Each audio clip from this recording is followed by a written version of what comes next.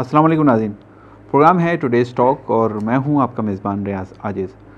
नाज़रीन, अमेरिका के नए सदर के आने के बाद कुछ हलकों का ये कहना है कि कुछ मुस्बत तब्दीलियों के इशारे मिले हैं, लेकिन पाकिस्तान के बेशतर तजज़ियाकार ये कह रहे हैं, मुसलसल ये बात दोहरा रहे हैं कि पाकिस्तान के हवाले से और ख़ास तौर से मुसलमानों के हवाले से अमेरिका की पॉलिसीज़ में कोई तब्दीली नहीं आई है।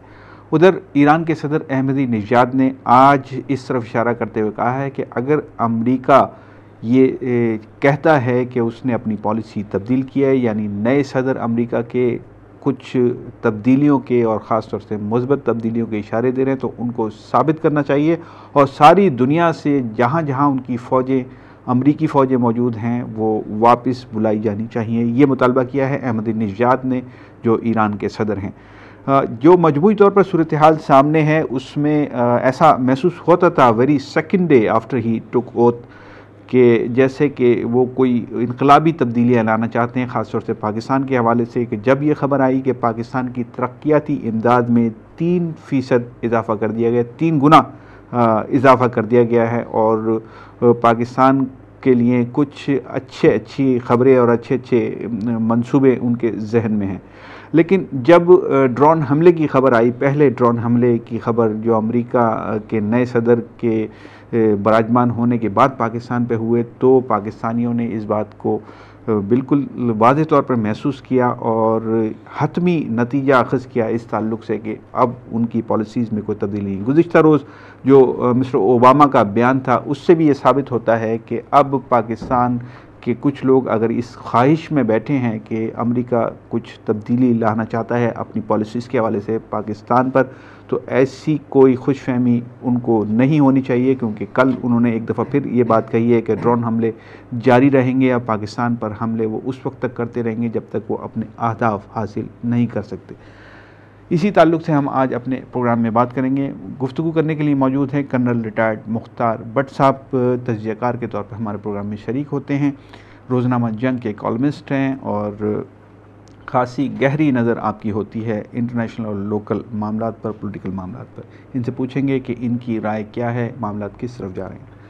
उनके साथ मौजूद हैं इरफान सिद्दीकी साहब, ये सीनियर जर्नलिस्ट हैं और टोक्यो में रोज़नामा जंग के ये कॉरेस्पॉन्डेंट हैं और हमारे प्रोग्राम में इससे कबल भी शिरकत कर चुके हैं तजज़ियाकार के तौर पर, और आज भी मौजूद हैं। इनसे पूछते हैं कि ये क्या कहते हैं, इनकी क्या राय है। जनाब कर्नल मुख्तार भट्ट साहब, कैसे देख रहे हैं सूरत हाल? बहुत बहुत शुक्रिया आपका। देखिए, जब ये इलेक्शन हुए हैं और रिज़ल्ट आया है, उससे पहले आपने देखा होगा मीडिया पे काफ़ी डिस्कशन होता रहा और ये मतलब ख्याल ज़ाहिर किया गया, बेशतर जो तजिया निगार थे और दानिशवर थे, कि अभी जब ये ओबामा साहब टेक ओवर करेंगे as new president of United States, तो पाकिस्तान के हवाले से कोई तब्दीली इसमें आएगी। और जो बाइडन के जो उनके नायब सदर हैं, उनकी तरफ से भी अच्छे एक मस्बत इशारे मिले थे। एक तो एड के लिहाज से मिला था और दूसरा ये कि उन्होंने कहा था कि we would like to involve the people of Pakistan rather than rulers, और जितनी भी हम एड देंगे उसको हम मॉनिटर करेंगे कि वो कहाँ ख़र्च हो रही है। और नॉन मिलिट्री एड का उन्होंने ज़िक्र किया था कि इससे कोई मिलिट्री हार्डवेयर नहीं ख़रीदा जाएगा। मिलिट्री एड अगर देनी है वो that will be A separate issue all together. असल में बात यह है कि अमेरिका हो या कोई और मुल्क हो, उनकी अपनी एक पॉलिसीज़ होती हैं, नेशनल ऑब्जेक्टिव्स होते हैं। वो इससे कोई फ़र्क नहीं पड़ता कि सदर कौन आया है और कौन जा रहा है। वहाँ तो हर आपको पता है एक सेट प्रोसीजर है।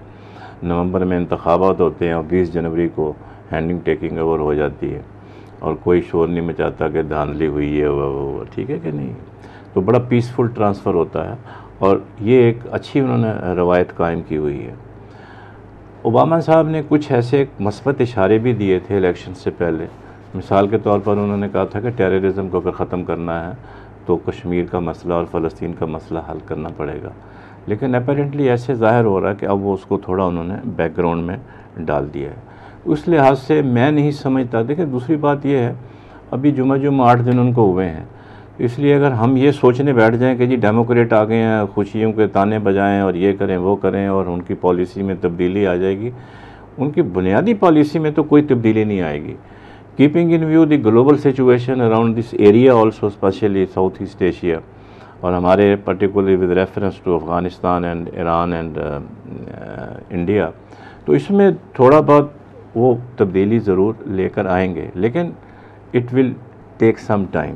दूसरा, आपने बातें बड़ी अच्छी की है कि ये उनको जो है कि ईरान की तरफ से भी उन्होंने एक पॉजिटिव स्टेटमेंट दी है ईरानी सदर ने, लेकिन उनकी ये डिमांड कि अमेरिका जो है सारे मुल्कों से अपनी फ़ौज वापस बुला ले, आई डोंट, ये जो डिमांड है ये कोई जस्टिफाइड नहीं है, क्योंकि उनकी अपनी एक पॉलिसी है। उन्होंने ये कहा है कि इसको, अगर वो ये क्लेम करते हैं कि उनकी पॉलिसी में तब्दीली आई है, लेकिन तो उन्होंने साबित करें, और इस तरह साबित उन्होंने करें। ये कहा है कि वो मुसलमानों के साथ बैठ के बातचीत करेंगे कि भाई आज से 20 साल पहले मुस्लिम और अमेरिकन्स के दरमियान इतना फ़र्क नहीं था, अब जो मुसलमानों में नफ़रत पैदा हो गई है वो क्यों पैदा हो गई है। उसके ऊपर उन्होंने ये कहा है कि हम कोशिश करेंगे कि इस गैप को कम करने की कोशिश करें। ये ओबामा का अपना बयान है कि हम इसको कम करने की कोशिश करेंगे। जहाँ तक सवाल आपने किया था ड्रोन हमले का, वो तो अब बड़ा क्लियर हो गया है। अभी उन्होंने ये जो थे रॉबर्ट गेट्स जो डिफेंस मिनिस्टर हैं यूएस के, आपने देखा होगा कि ये रिपब्लिकन है and he is the only one person from the previous cabinet who has been retained.